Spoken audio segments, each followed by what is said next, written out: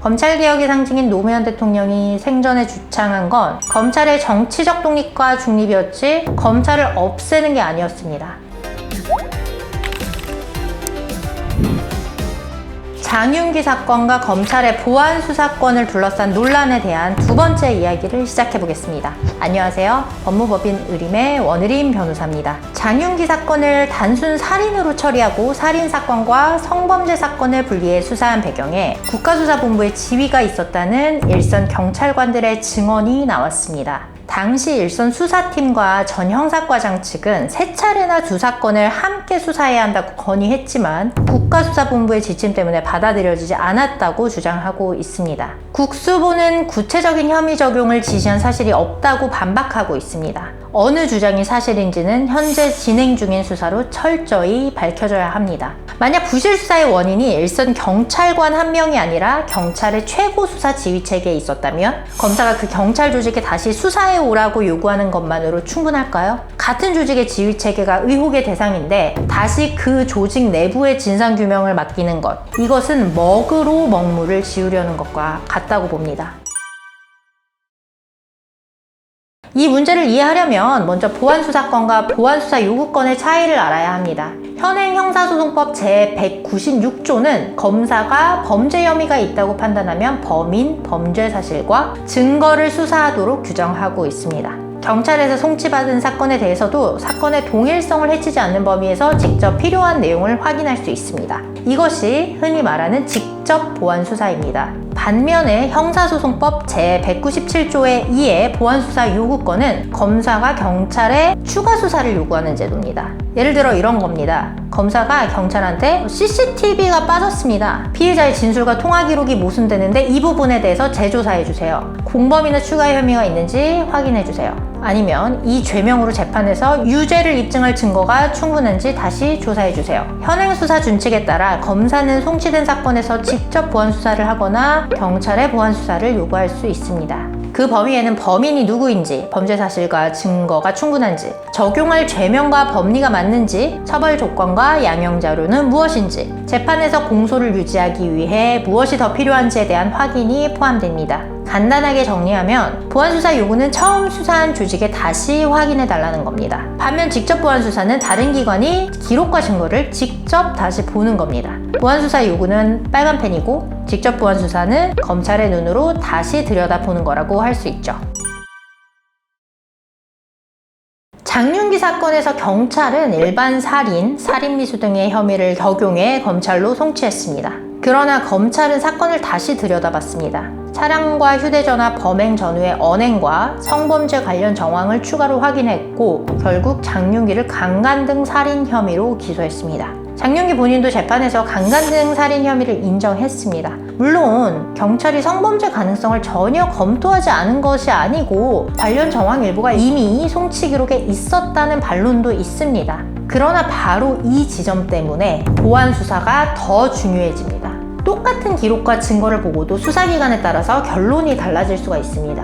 일반 살인죄의 법정형은 사형, 무기 또는 5년 이상의 징역이고요. 강간 등 살인죄는 사형 또는 무기징역입니다. 법정형의 하한선을 보면 5년과 무기징역으로 크게 차이가 납니다.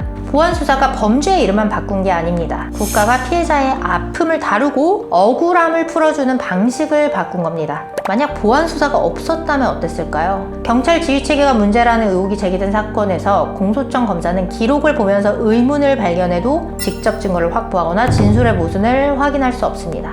다시 경찰이나 다른 수사기관에 조사해오라고 요구하고 그 결과를 기다려야 합니다. 과연 그것이 피해자에게 충분한 안전장치일까요?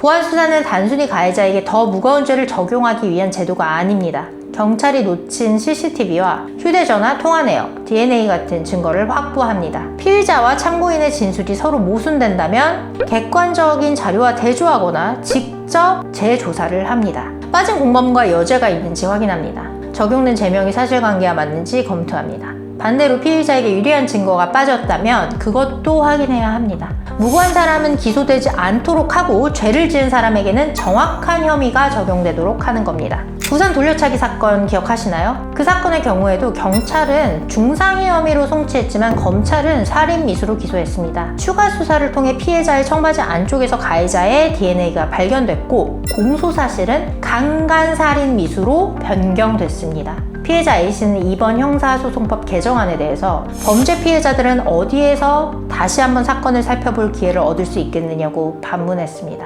보안 수사는 검찰의 체면을 위한 권한이 아닙니다. 수사기관 한 곳의 판단만으로 피해자의 진실이 영원히 묻히지 않게 하는 제도입니다. 이번에 발의된 형사소송법 개정안에는 사법경찰관이 피의자에게 이익이 되는 사실을 조사하고 필요한 조치를 해야 한다는 내용이 포함되어 있습니다. 저는 피의자에게 유리한 사실을 조사하는 것 자체가 잘못이라고 생각하진 않습니다. 무고한 피의자를 걸러내는 것도 당연한 국가의 의무입니다. 수사기관은 유죄를 만들기 위한 기관이 아니라 실체적 진실을 밝히는 기관이기 때문이죠. 하지만 문제는 균형입니다. 피의자의 방어권은 강화하면서 피해자가 부실 수사에 대해 다른 기관의 판단을 받을 직접적인 통로는 없애도 되는 건가요? 피의자에게 이익이 되는 사실을 찾아야 한다면 피해자에게 이익이 되는 증거와 빠진 혐의 역시 같은 무게로 끝까지 확인해야 합니다. 무고한 피의자를 보호해야 합니다. 그러나 피해자를 두 번 버리는 방식으로 피의자를 보호해서는 안 됩니다. 저는 묻고 싶습니다. 살인, 성폭력, 아동범죄, 수사기관 유착과 은폐 의혹이 있는 사건까지 검찰이 직접 확인하는 길을 전부 막는 것이 유일한 해답입니까? 이번 개정안에는 또 하나 따져볼 내용이 있습니다. 현행제도에서는 경찰이 영장 없이 피의자를 긴급 체포하면 검사에게 즉시 사후 승인을 요청해야 합니다. 수사준칙상 원칙으로는 12시간 이내입니다. 검사가 긴급 체포 요건을 충족하지 못했다고 판단해서 승인하지 않으면 경찰은 피의자를 석방해야 하는데 개정안은 이 승인 절차를 검사에 대한 사후 통보 방식으로 바꾸는 내용을 담고 있습니다. 물론 긴급 체포가 무제한으로 허용되는 건 아닙니다. 계속 구금하려면 48시간 안에 구속영장을 청구해야 하고 최종적으로 법원의 통지를 받아야 합니다. 그러나 이대로라면 경찰이 긴급체포 후 무고한 시민의 인권을 위한 외부기관의 통제였던 승인 절차가 사라집니다. 피의자의 인권을 보호하겠다면서 검사의 보안수사권을 없애고 다시 시민을 영장 없이 체포하는 경찰의 권한에 대한 외부 통제는 왜 약화시켜야 합니까? 보안수사권 폐지를 주장하는 측은 독일을 예로 드는데요. 독일에서는 현장 수사를 경찰이 담당하고 검찰은 직접 수사하지 않는다는 겁니다. 그런데 독일은 직접 수사를 하지 않는 대신에 수사 지휘권이 있습니다. 독일 형사소송법 제160조는 검찰이 범죄 혐의를 인지하면 기소 여부 판단을 위한 사실조사를 할 수 있도록 규정하고 있습니다. 독일에는 수사 지휘권과 전권 송치주의가 있습니다. 경찰 중심 수사만 가져오고 정작 독일의 수사 지휘권과 전권 송치주의는 채택하지 않겠다면 이거는 굉장히 기형적인 제도 설계입니다. 마치 신화에 나오는 키메라가 연상되는 느낌입니다.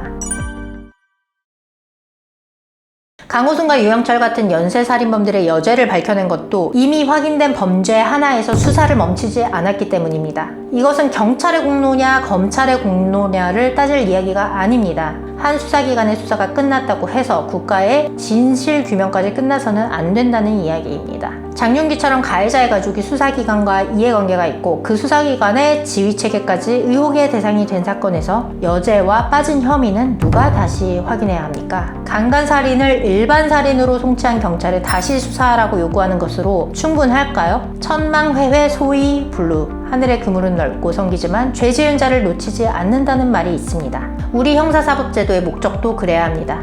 돈이 있든 힘 있는 부모가 있든 수사기관 내부에 인맥이 있든 죄를 지은 사람은 반드시 합당한 책임을 진다는 사회적 확신을 만들어야 합니다. 이건 검찰 권한 지키자 이런 이야기가 아닙니다. 검찰도 통제받아야 됩니다. 맞습니다. 그러나 검찰 때려잡는 게 검찰개혁의 명분입니까? 검찰개혁의 상징인 노무현 대통령이 생전에 주창한 건 검찰의 정치적 독립과 중립이었지 검찰을 없애는 게 아니었습니다. 검찰의 권한을 뺏는 것이 어떤 정당의 전당대회 의제가 되고 그걸 하는 것이 정치적으로 어떤 의미가 있고 누구에게 유리하고 불리하고 피해자 보호를 논하는 데 있어서 그런 것을 왜 따져야 하나요? 검찰개혁의 목표는 검찰 때려잡는 것도 경찰을 강하게 만드는 것도 아닙니다. 검찰개혁의 목표는 오직 범죄 피해자의 보호에만 있어야 합니다. 죄 지은 자가 법망을 빠져나가지 못한다는 강한 확신을 만들어내는 데 있어야 합니다. 보안수사권은 검찰의 마지막 밥그릇이 아닙니다. 국가의 첫 번째 수사가 잘못됐을 때